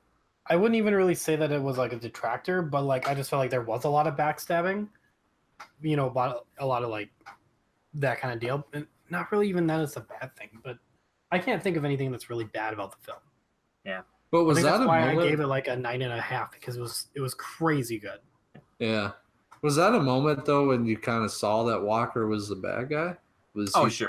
He's trying to set up. Even before that, when he was talking to the director when she came to Paris, he was saying stuff like he was trying to basically cover his own tracks and try to point blame at other people and be like, oh yeah, no, there's no way it could be me. But also, like, I think they made him too much of a jerk early on because right as they're about to do this Halo jump, he goes over. He's like, I've never done this before or whatever. And then he goes to Ethan Hunt and he like knocks out the oxygen from him and he's like, see you on the ground. And he's it's like, I was like, whoa.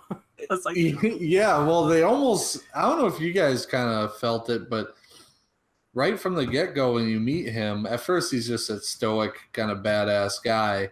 And then all of a sudden he kind of goes, you know, he starts having more dialogue and interaction. It's almost like it's hard to think that he's like the #1 CIA hammer, you know. He almost seems a little more like maybe that's all he is a meathead muscle.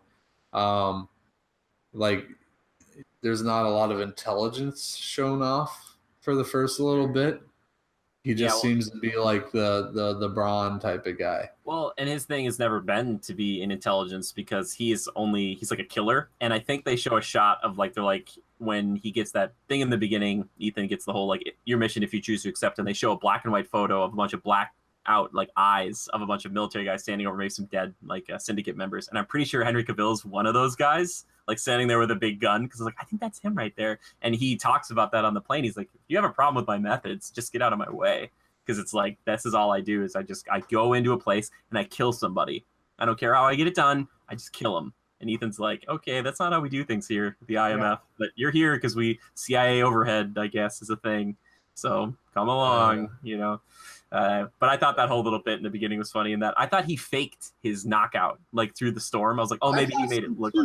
I didn't know if he actually meant to do that or if he was trying to get Ethan killed. Yeah. Like pretending to have been passed out, like it's, you know, this is like nonchalant for him, and he pretended to be passed out and needed the oxygen, hoping that Ethan would, you know, delay and die or something like that, or land like he did, only instead of get hung up on the spire, he, you know, spears himself. I fell for that. I thought, man, he's faking it. He's trying, you know, like he's already the bad guy. I don't know. That was kind of weird. But yeah, then you totally see the shift as you start to see him, like when he meets with the CIA director or handler. What was her name again? Her name was, what was it? So it's Angela Bassett. Yeah, Angela Bassett. So when he meets with her on top of the roof. There we go. Yeah. Yeah. So when he meets with her, you know, you start to see that shift in where he's kind of smarter and putting things together. And you're like, I feel like when he's around Ethan, he's kind of putting on a little bit of an act. I never thought he was a bad guy. I knew that he was like, you know, kind of double crossing Ethan and like trying to frame him, but I never knew that he was going to be like a bad guy. Yeah, like he's working with them. Oh, yeah. Not until that actual moment I was like, oh wow, he actually is the bad guy. When you got to the whole mask sequence, like I thought, okay, this is interesting. And the second I realized how intently he was watching the camera, on Lang, I knew right then and there something was going to happen, and they pulled a switch on him. I was expecting it. So, especially since they had already kind of shown off the mask thing earlier on, I was like, they're going to use that old hat to get him. He'll fall for it. Which you brought up another good point there. Solomon Lane coming back with a big bushy beard. I love that shot they get earlier of him, and it's in the trailers too, where he's in the truck, the prison van, and he gets in the water, and they mount the camera so the water kind of comes at him at like this big crazy angle. But I think he's such a perfect villain, especially in Rogue Nation. You really feel this and they even say it, I don't know who said it, but they're he's like the Moriarty to like the Sherlock Holmes that is Ethan Hunt. He's like that. He's like the perfect opposite. And they talk about this. They're like, if Solomon Lane, he wants us to be here. He wants us to look around here for the bomb, but it's not here.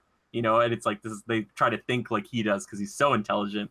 And I love how just insane that guy is. And he has a good fight scene with Ilsa too at the end. I started to get a little confused with how much double crossing there was, because then after that, the blonde chick is also double crossing Ethan as well, and she's working for the CIA.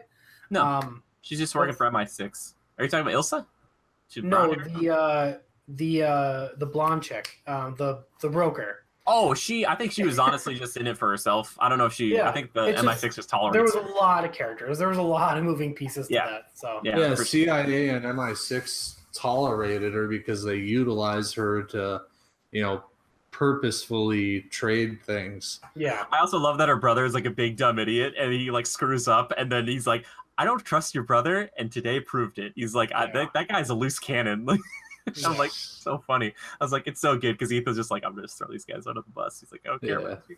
I love that, and I love how Ethan. They also did this from Ghost Protocol, where they kind of did the whole, I hope they've never seen this person's face. I love that. It's always just like hunch and a luck with Ethan. He's just like, hope they haven't seen this person, otherwise they're gonna kill me immediately. But if you think about it, he had one more card to play. You could have pulled it off no, that was not the real me. Obviously, I'm not gonna double. Yeah. Right? Oh, for sure. Yeah. Well, just like they were talking that the Asian guy in the bathroom probably wasn't even the real Lark. Yeah. Right. Yeah. I do want to mention Hey, hold on. Which leads me to believe who really was Lark? I think it was Walker. Oh, it was. Okay. Yeah, it was. I didn't connect those dots like that. He's John Lark. Yeah. Yeah. It would have been really bad if he would have died over Paris. He would have been like a big dumb. They would have found out eventually, and they'd be like, "Oh, where is he?" They'd be like, "He's actually affixed to a spire." No, he's splattered on the Champs-Elysees. Right in the middle of the Tour de France. Is that the name of that place, Joe? Are you calling out something? I can't even tell. That's the Champs-Elysees, where the Arc de Triomphe is. Oh, is that right around there? Or that? Yeah, it's like their main historic boulevard. That's where the Tour de France finishes and everything. Cool. I want to ask you guys, what did you think show it in the movie of Julia? Yeah, during the motorcycle chase. What do you think of his ex-wife sort of being in this? Did you guys like that, Levi? I know you're not really familiar. What are the chances? I know that was. What are the chances? The dude that's her new husband, though, is he the games master from Hunger Games? I don't know. That's a good point. I'm not sure if he's that guy. I think he is. I'll look it up. And he's also and I also just saw him in something recently too, and I can't remember what it was, but he's always like a bad guy, so it was weird to see him in a good position. Yeah, I enjoyed her. I like that character. What's the character's name, or what's Hunger her Games, actress name? That's Julia, and that is played by Michelle Monaghan. I do like her. Yeah. Yeah. And it wasn't a coincidence, obviously, because I think Lark put her there. Somebody put her there. I don't remember exactly, but yeah, Lark put her there. He was the Guardian Angel. Yes. Yeah, he's like the one who put her there. I loved it because I love to see like these two romances of Ethan come together, kind of work together, and actually kind of really tip the hat to people who've been really long time like fans of this franchise and say, hey, Julia still matters and she's still out there, and Ethan has just been like just saving just everyone one day at a time. And I love that little bit at the end where she's like, you're exactly where you need to be and I'm exactly where I need to be. And it's like, and you can be with this other person even though they're not. Like, there's obviously a romance that he has with Ilsa that they haven't really expressed, which I'm like, wow, you guys are so respectful about that. You're so like, you're held back so much on all of that, which I was like, wow, good on you. And coincidence or not that they look almost exactly alike. he's got a type. Ethan's got a type. That's all I was thinking. And I love that part where like Julia says something. She's helping Luther with the bomb, and she kind of throws something kind of like a little bit of pizzazz, a little sass at him, and then you hear like Ilsa over the comms being like, "Oh no, I like her."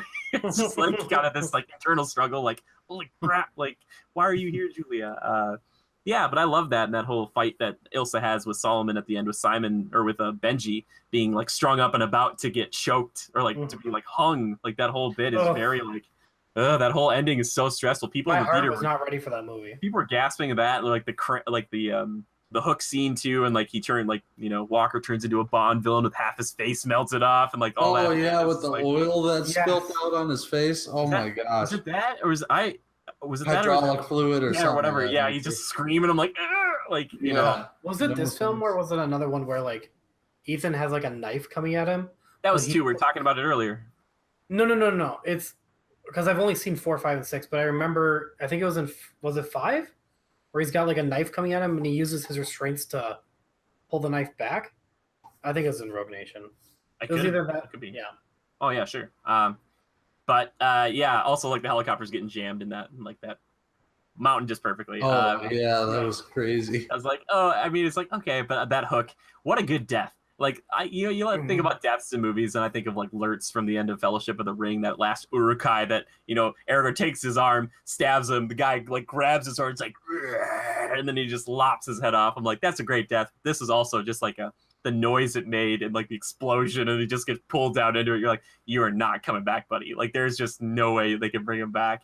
So that's like kind of sad to see him go. I think he was a good feature in the film, but I don't think there was no reason to keep him around for say the continuation. Yeah. No legs for him. But definitely helped make this movie for sure. But the whole hook to the face thing, like. Secondly, what are the odds that hook like actually hooks in? Like, listen. So I've operated a crane before. The hooks. Okay, we're just gonna cut you off right there because it's gonna turn like they kind of curl back on themselves so that you can't do that. But this one was a different breed, Would you say that it was a poignant ending? Oh, I did it. Hold on, everybody. It was good though. It was intense and. Sorry. Anyway, I love that Hook death.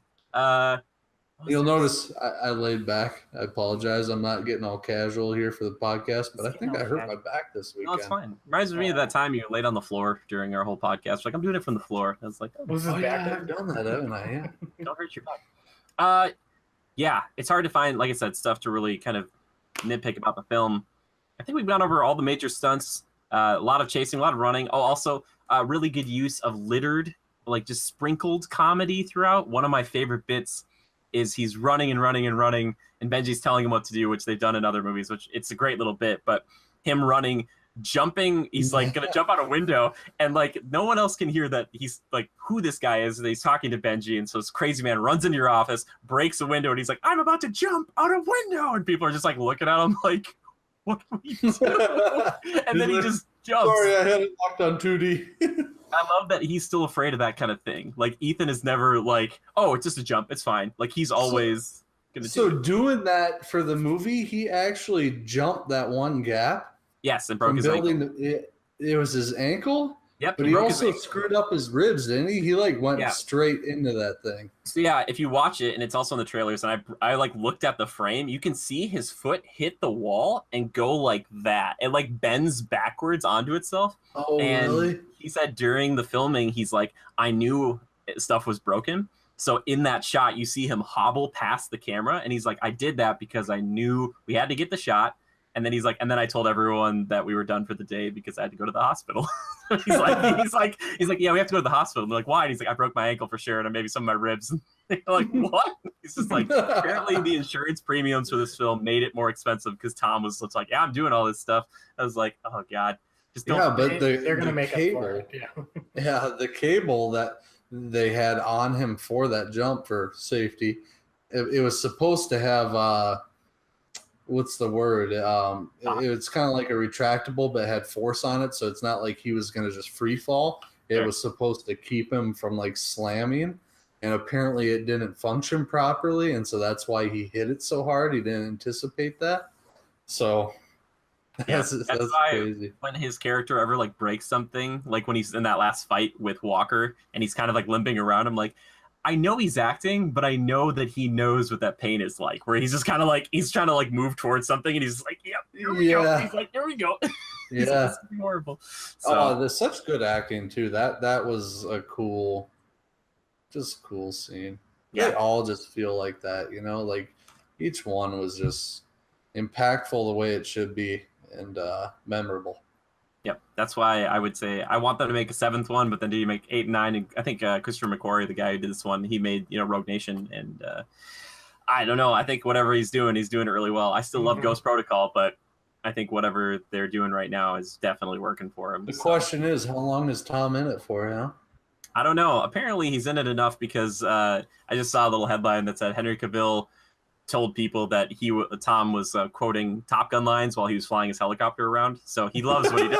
I was like, imagine it's like danger zone. That's freaking awesome. I would love that tape. Yeah. Anyway, great film. Levi, give us the score. You said 9.5 out of 10. Yeah, I'd give it a 9.5 out of 10. Okay. And Joe, how about you? Easily 9.5 out of 10. 9.5. Why don't I give it a 10? I think it's hard to give an action film a 10 out of 10. Sure. But it's not that it's not perfect, but it's not perfect at the same time. I don't know.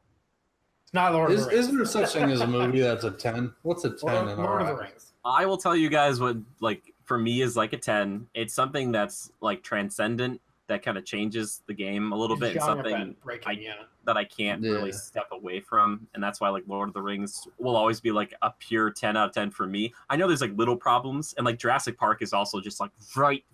Like it's just so it's close. There's like special sauce in it. Like this is still going to be incredible. Like 5-10 years from now, 20 years from now. But like you look at Rogue Nation, you look at Ghost Protocol, and you're like, just this whole franchise is just freaking amazing. You know, where like Lord of the Rings felt like, holy crap, like this was a moment where you're like, But this movie was also makes you feel. I almost teared up for some of the stuff with Julia, just because I was like, holy crap, she's acknowledging that he needs to live a life without her. Like, so beautiful. Yeah, it's a great film. Anyway, well, the only film I've ever cried in was Wonder Woman and oh my God, No Man's Land. So, yeah. I love it. I love that it made like guys, like I feel like more guys cried about that than like women. Like I was like, scene? Where she goes out in No Man's Land and she rallies everyone to fight forth, and they go and Chris Pine's like, no, what are you doing? And she's like already tretching out there, and she's got the shield up, and she starts taking the shots from the machine gun, and that was like, because all I could think about is that actual moment in history, like those guys in those trenches, the stalemate, any movement gets you killed. You can't stick your head above the wall. I mean, to have I don't mean to go on a tangent, but you put yourself in that moment in history and just the hopelessness in something like that can change the game is just unbelievable. And the way they rallied behind her to push forward, that was just, man, that was a beautiful moment. That was so well done. I don't care who you are. If you don't tear up, you're dead inside. Joe, that reminds me, and I just had an epiphany-like moment. Lord of the Rings, based on Tolkien's time in, like, World War I, that's why that moment when freaking Aragorn turns around always draws a tear for me in Return of the King, and it's like, he hasn't seen Frodo. He hasn't talked about this stuff for so long. I mean, they mentioned it at the beginning a little, but he just says, for Frodo. And they charge into a battle. They are going to all die. They're all going to lose. But he does it anyway. And like the hobbits are like, let's do it. They run. Everyone runs. Like the music's like swelling. And you're like, oh my God, here we go. It's like moments like that have to get you. I mean, I don't know who isn't just like, wow. It just makes me want to cry. They're the goosebump moments. Moments. Period. A group of people spend 9 hours returning jewelry. Yeah. Hey, back then it wasn't so easy. They didn't have receipts. Like my favorite meme. One of them is like Gollum just like holding up the rings, like he went to Jared. Yeah, maybe that's the thing, is the goosebump moments, and that's another, the T-Rex attack. You look back on Jurassic Park, so goosebump moments. There are moments that are close to that in this, but it's just so well done. It's like you want to have something to kind of pick apart, because it's just like, did you guys screw up on any little thing? I'm like, I don't know. It's pretty even keeled for the most part. It doesn't set a new standard for action films, but it does raise the bar in quality. Absolutely. It returns the standard of being practical. Yeah. And I think Christopher McQuarrie said, he's like, people will know if it's fake. And I was like, a director gets it. Like, he knows. He's like, yeah, you know what? We're going to spend a little bit more time and make sure this looks right, because this movie is going to age a hell of a lot better than a lot of these other kind of superhero films. I'm just saying right now, you'll be like, this movie's always looked incredible. And you're like, yep, because it's all freaking real. Like, drives me nuts that other people don't get that. Chris gets it. Chris is good, man. You look at Justice League and it's like 99.9% CGI. Yeah, Aquaman, they're like, it looks bad in like 2 years. And they're like, Aquaman looks bad now and it's not even out. So sad. I love you, Jason Momoa. Permission to come aboard. Permission granted. It's great, Aquaman. We love you. Yeah. All right. Well, let's just we should move on, because we love this film, and I'm excited to talk more about it eventually and hear how it does. If it's coming up on next week's podcast, a discussion on Mission Impossible Fallout. Ethan Hunt, is he better with Ilsa? Is he better with Julia? Or is he better off alone? Find out next week. It's just 2 hours of like, well, they do make a good couple. I think their eyes pair better. Yeah, but you're right. They definitely do look alike. And that's when CR got its funding pulled.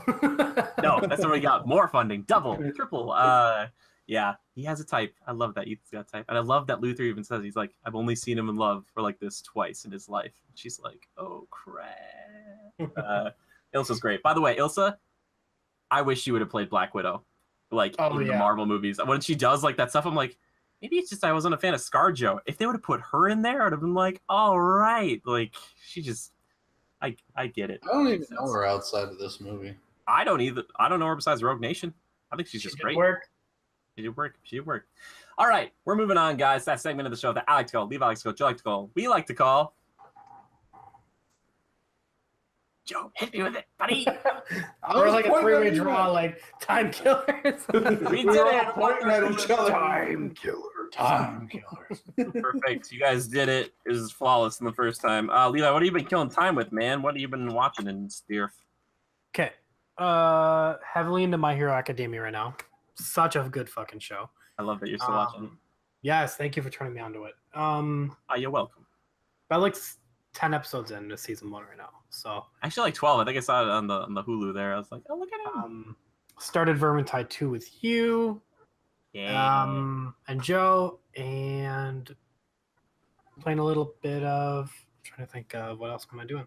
Playing a little bit of WoW. Getting ready for Battle of Azeroth coming out next month, and that's about it. Yeah. Cool. Getting ready for Dragon Quest also. Yeah, dude. Joe, how about you, man?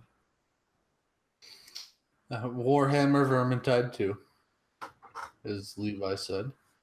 Good time. Smashing some brains. You don't seem as into it. I feel like I'm really into it. And like when we were playing the other day. I enjoy it. It has a good feel. It's casual. It is. It's casual. I feel like it's somewhat linear. Repetitive? Yeah, repetitive, linear. Like I know that it alters, and like even if you play the same map again, it's a little different each time.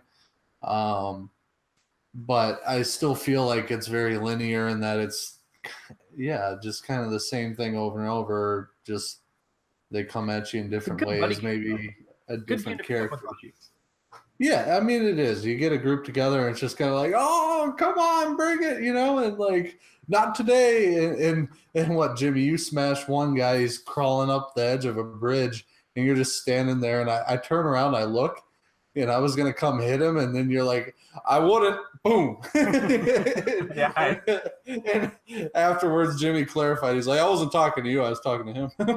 Yeah, I just shot him. Yeah, because I did see a guy, and I like to play as the witch hunter, Victor Saltzpyre, and I just love the guns because magic is fun too. But there's something about just pulling out a pistol and putting it on a guy who's like climbing up to like get to you, just right in the head. Yep. Just like bye bye. Like it was a perfect little quip. You're just like, I wouldn't.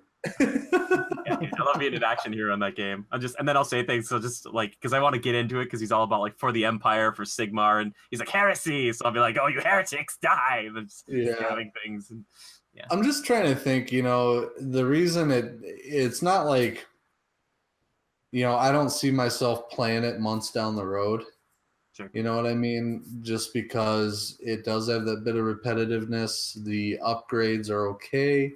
I'll probably play it for another good month just to try out the other characters and stuff like that and replay through it. The storyline is kind of, I don't quite understand what's going on or why all this is happening. Yeah, it's just like, whatever, I'm just killing everything. Okay. The maps, it looks good, feels good. It's well done. It's high quality. It's just, there's something missing where it's not as intense or, it's not like a Ghost Recon Wildlands where it's just kind of endless. Obviously, it's not open world. Even like, say, like a Halo shooter, or like the Destiny games, like if you're doing the strikes and the raids, it's still not quite like that. This is just a little more, here's a little stash of health. Okay, everybody potion up and let's keep moving and, kill some more. Okay, here's the final guy. I mean, it gets intense and everything. It's just, there's not a lot of depth. Sure. I know that you said the other night when we were playing, like, are we freaking out? Are we freaking out? Like, I was like, I don't know what that means. Yeah, I mean, it goes to show the intensity. I mean, there's points where I'm kind of like yelling, and we're yelling to each other, not like yelling at each other. But we're like, help me. Like, yeah. Yeah, exactly. I mean, there was one time we were fighting a big kind of Goliath boss, and he had minions coming here and there. And luckily, you and I have a super, what's the word? Great chemistry.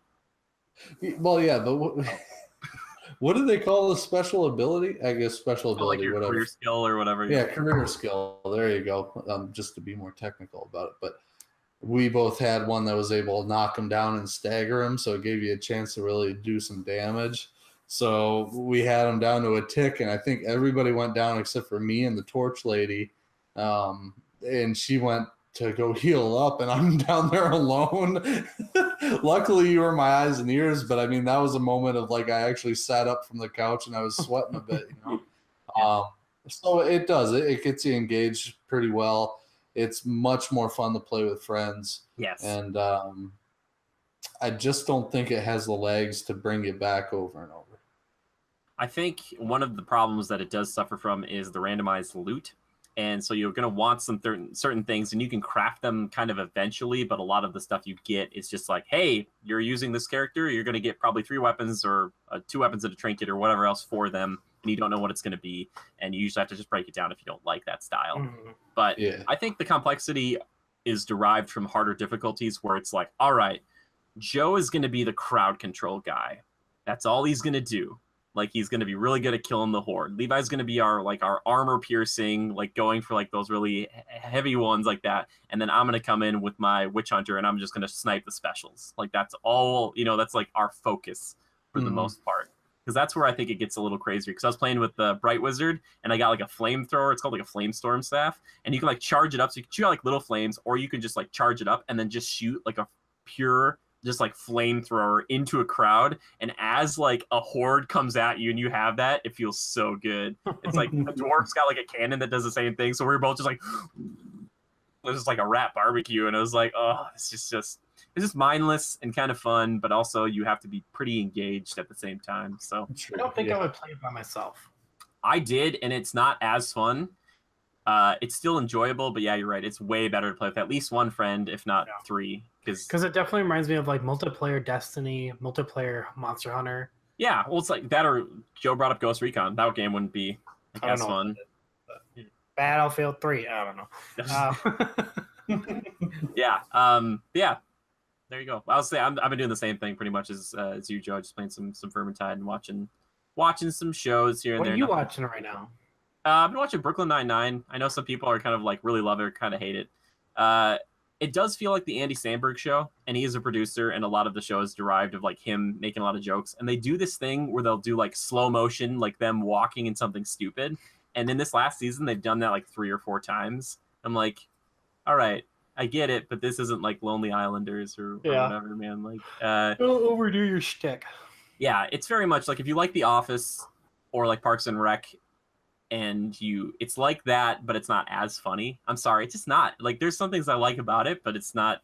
It doesn't blow me away like so many people were like, "Oh my god, it got canceled. It's my favorite show." I'm like, "It's your favorite show?" Like, have you seen Frasier? Yeah, that's what, I feel like I should go door to door to be like, "Have you heard the good word from my man Frasier?" But I guess on running show. Hello, caller. Yeah.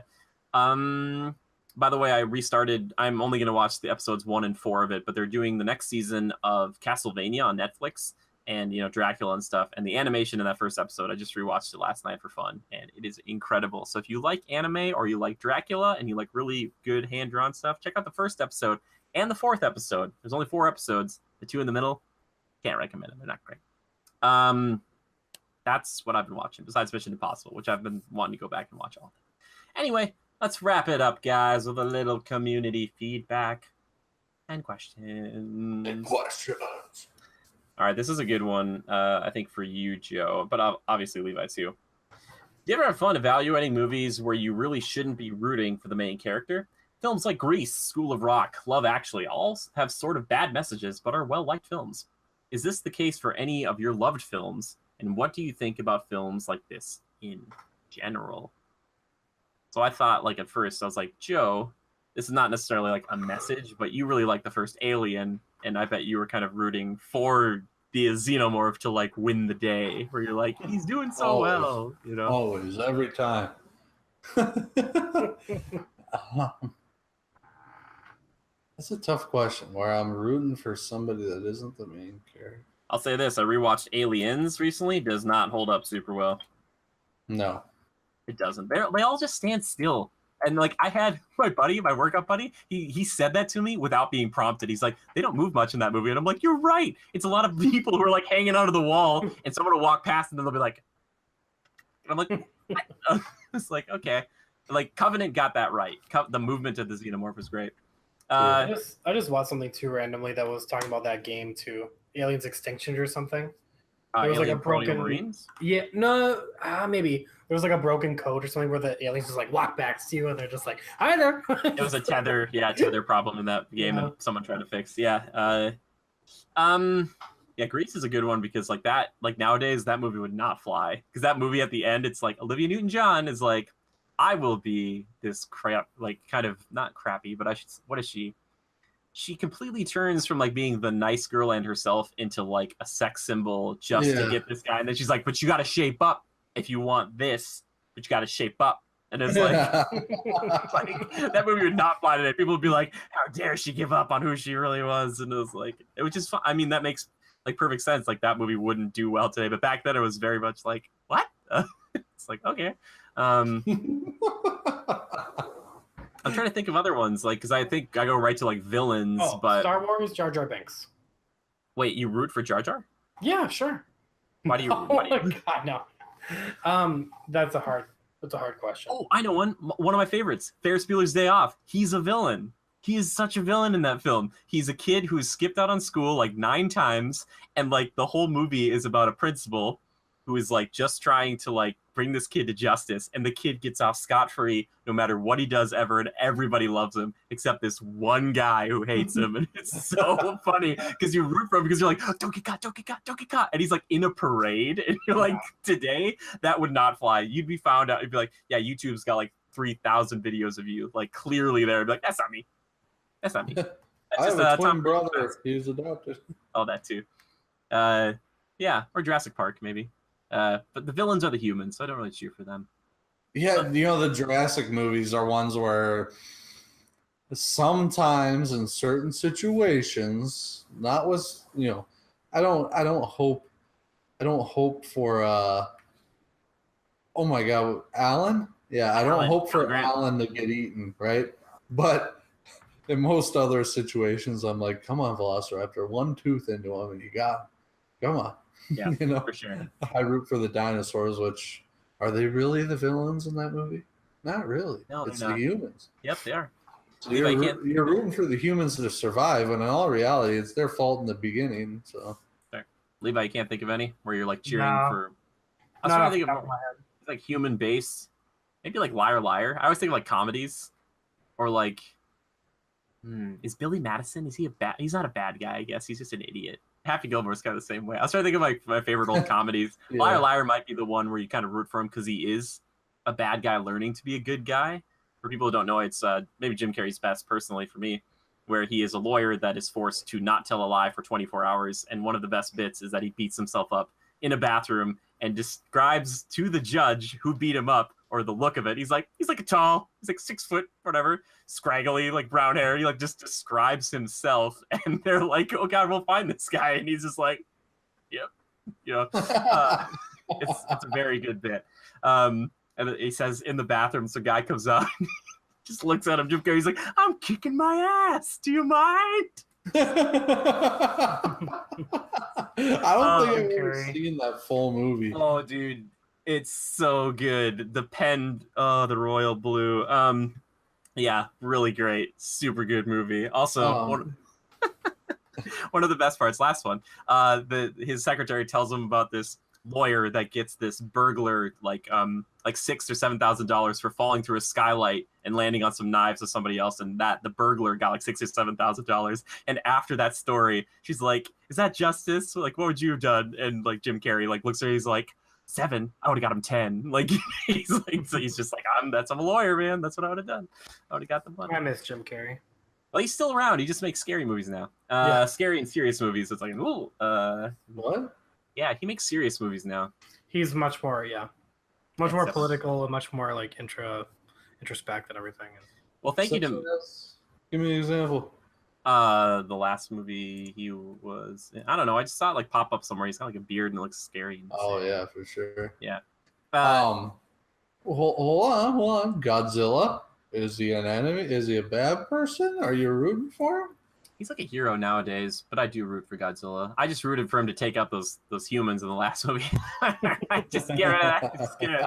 Aaron Taylor Johnson was like, bye-bye. I'm sorry, but he's fine. That guy's fine. I just want Godzilla to be there. Now it's 11. Yeah,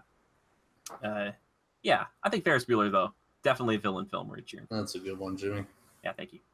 Thank you to Missile Mage for that question and for the game we played earlier on in the show. If you ever do have a question for us or a topic you'd like to submit so we could talk about that, all you have to do is tweet the hashtag Critical Podcast to any of us. You can tweet at our official account, Zacko Critical, the capital G and a capital C, or you can tweet at me personally. I am at JimmyGood013. But if you want to tweet at Joe, you tweet at Lever_627. That's Lever just like Beaver, only with an L. Or if you want to tweet something special, like a magical gift to Levi, you tweet at I'm at Levi Fletcher, and that's like Levi, like the jeans. Ha, Joe. Wait, how do you spell Someone put when I went to Starbucks and I said my name was Levi, not prompted, they drew like a little pair of pants. I'm gonna have to like tweet this. Were you pissed? I loved it. It was All great. right. That's nice because with my name, they're just like more like Jimmy Bad. I bet you never heard that one before. And I'm like, I'm gonna burn this place down. Blood is sweeter than honey, bitch. Exactly. For sure. Winnie the Pooh. I love that people Wait, probably why like, are you in the kitchen? There's no honey in here. blood is sweeter than honey. Yeah. Go watch Our the fans are Christopher gonna be Robin. like, what the hell? Go watch the Christopher Robin Make horror them all trailer. suffer. Let's go. Oh my gosh, I'm so happy. Oh, that was the greatest thing I've discovered in the past long time. Before Levi, you hopped on tonight, I was telling Joe about something, and I was like Pooh Bear says, a promise is a promise. I can't wait to see that movie. It's coming out this week. I think I might be. Ooh, I really want to see that like right away. What? I thought that was like a September movie. No, August 3rd, I think. Yeah, I don't think we're doing a review for it, but I just triggers childhood memories. I mean, what young kid didn't have a affection for Pooh Bear? It's like the purest thing in like animated childhood. Like there's like, you just can't like even when we twist it jokingly like that horror thing. It's like I still love Winnie the Pooh just so much. Like when I see the old movies or go on the ride and stuff, I'm just like, oh, I love it's so great because it's like just a fat little bear He just wants to eat honey. That's all he's. Me, you know what? Winnie the Pooh. I'm gonna say that for him. Not Ferris Bueller. He's always in it for the honey. He will betray friends. He will make people's lives miserable just to get a small smackerel, and he'll do whatever it takes. Like I've seen him do some crazy stuff. Pooh's like, I'll do it. He's like, I'll get some balloons and I'll sing a song and take it from the bees.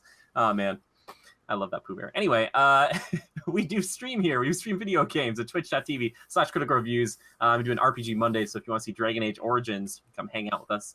And then we also stream like Fridays and stuff as well, but other times, so lock it to Twitter. I want to thank This Is Daleb for our intro and outro theme music. It is so good. And I want to thank the one, the only Yoren Evers, who does pretty much all the artwork you see here on this show. And he has a little something he's working on the side that he wants me to talk to you about right now. When David opens a mysterious box that transforms his arm into an alien weapon, he at first uses it for good, to right the wrongs of his high school. But as more of his body is transformed, he finds that playing God comes with its own set of new, self-destructive perils. Sounds pretty good, right? I think it sounds really sweet. Venom meets Chronicle, which is great, because a lot of my friends in high school said I was like the kid with the gray sweatshirt in Chronicle, the one that goes nuts with the telekinesis. What kind of Blue Beetle-esque? Blue Beetle? Oh, dude, Blue Beetle. DC, like, don't do the Blue Beetle movie unless you're sure you're doing this Worlds of DC or whatever, but, like, that Blue Beetle movie could be really something. Oh, it could be. Blue Beetle would be great. Put Iron Man to shame. Yeah, yeah. That first Iron Man. Anyway, that suit, that shell. Anyway, yeah. Dude. So, if you want to support Yoren and you want to support us at the same time, though, you can check us out on patreon.com/critical reviews, where we are changing some stuff up, but you're still going to get a sweet avatar that's actually going to look even cooler. And we're working on a card game, so if you want your face on an avatar and we put it onto a card that looks even better than the avatars we have right now, it's going to be amazing. More updates to come, and hopefully I'll start showing those images so you can see what you'd be getting into, and that's at any tier, starting even at $1. So if you want to support us, go check us out over there, or check us out over on our Spreadshirt shop, which should be linked, and you can go buy a sick t-shirt to represent us. But thank you for just hanging out. There you go. Yeah, we're firing on all cylinders, baby. Just like me and Victor Saltzpyre with my pistols. I love them. Go dual wielding. Anyway, thank you, boys, for being on. Levi, I appreciate you and your candor about this. I'm glad I forced you into Mission Impossible, and I think. I'm glad you did too. Yeah, and Joe, as always, I'm glad that you're here to discuss your love of film. Always a pleasure, pal. Excellent. Well, thank you everybody who tuned in. Please make sure to comment and like and do all those things if you haven't already, and just remember the one thing you have to do is adapt and overcome. We'll see you next time. Bye.